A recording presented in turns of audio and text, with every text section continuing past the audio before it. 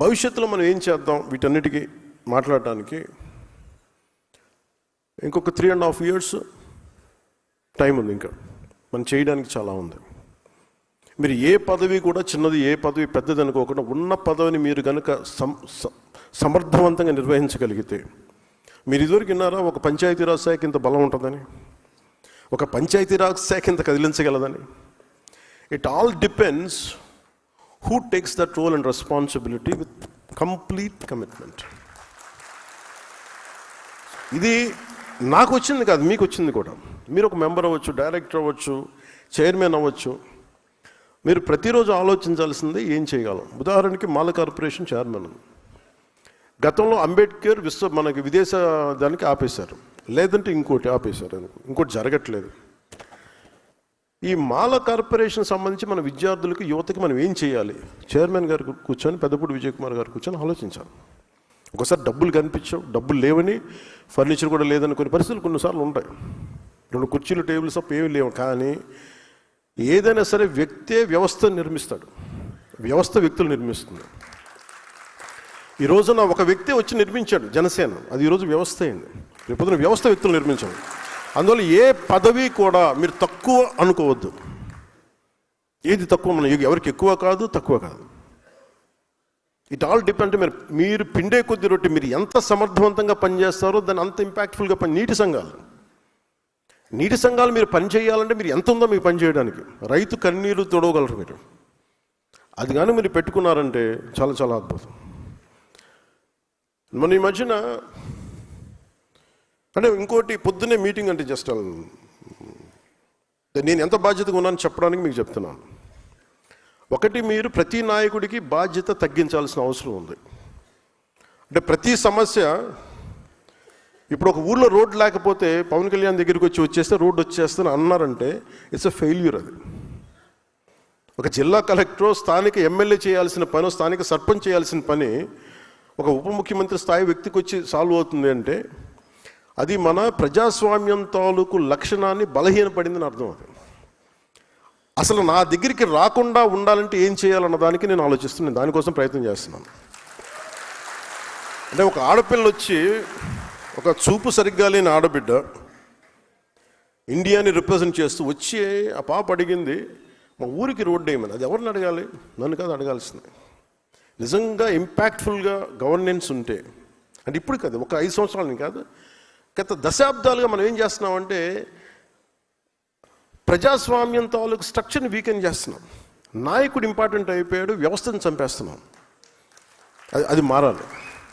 అంటే ఎందుకు అంటే, నాకు చాలాసార్లు నేను నక్సల్ గురించి మాట్లాడుతాను. ఎందుకు మాట్లాడతానంటే, నాకు ఇంతమంది ఎందుకు వెళ్ళిపోయింటారు ఈ అడవుల్లోకి నాకు అర్థం కాదు ఇప్పుడు. అంటే ఎంత కోపం ఉండాలి వీళ్ళకి. ఆ కోపం ఎక్కడికి పోదు. మనం ఆపరేషన్లు చేయండి, ఇంకోటి చేయండి, కంగారు చేసినా కానీ అది ఇంకో ఫామ్ తీసుకుంటుంది అది.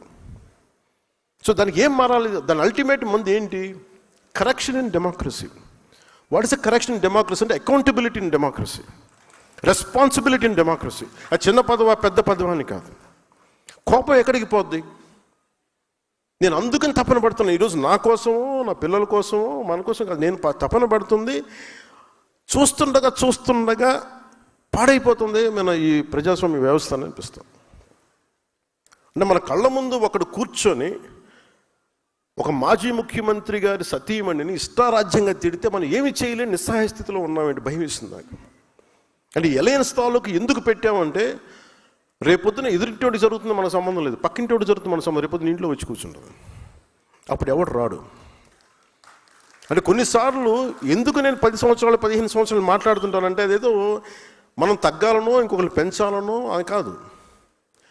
అసలు ముందు ప్రజాస్వామ్య వ్యవస్థని బలోపేతం చేసిన తర్వాత, ఒక లెవెల్ గేమ్ వచ్చిన తర్వాత అప్పుడు వేరే ఆలోచన.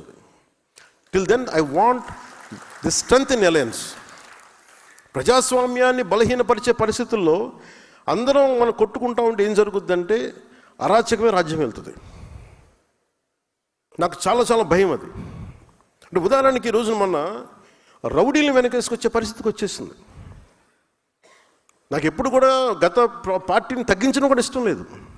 ఉదాహరణ సామినేని ఉదయభాన్ గారు ఉన్నారు, పెండెం దొరబాబు గారు ఉన్నారు, కిలా రోసయ్య గారు ఉన్నారు, అలాగే జయమంగళం నుంచి ఉన్న వెంకటరమణ గారు ఉన్నారు. వీళ్ళెవరూ కూడా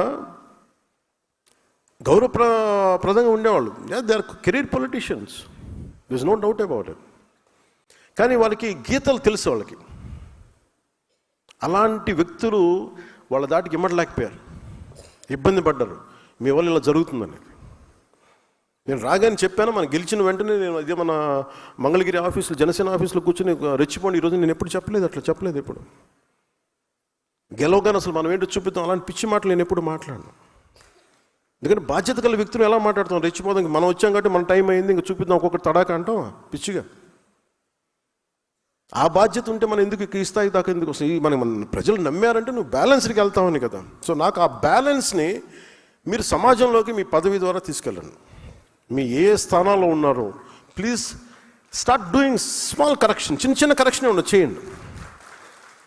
చిన్న చిన్న కరెక్షనే కావచ్చు, అది మీరు బాధ్యతగా చేయాల్సి వస్తుంది.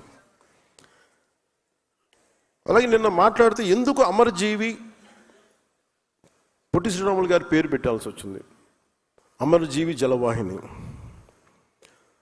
అంటే మనం చేయాల్సింది జనసేన పార్టీగా ఎవరైతే త్యాగాలు చేశారో వాళ్ళని గుర్తించకపోతే, ఉదాహరణకి కొట్టేసాయినో ఎందుకు గుర్తిస్తాం? ఒక దెబ్బలు తిన్నాడు మా పార్టీ కోసం, లేదంటే ఒక స్థానిక సమస్య కోసం ఒక దెబ్బలు తిన్నాడు బికాజ్ పార్టీ ప్లాట్ఫామ్ మీద.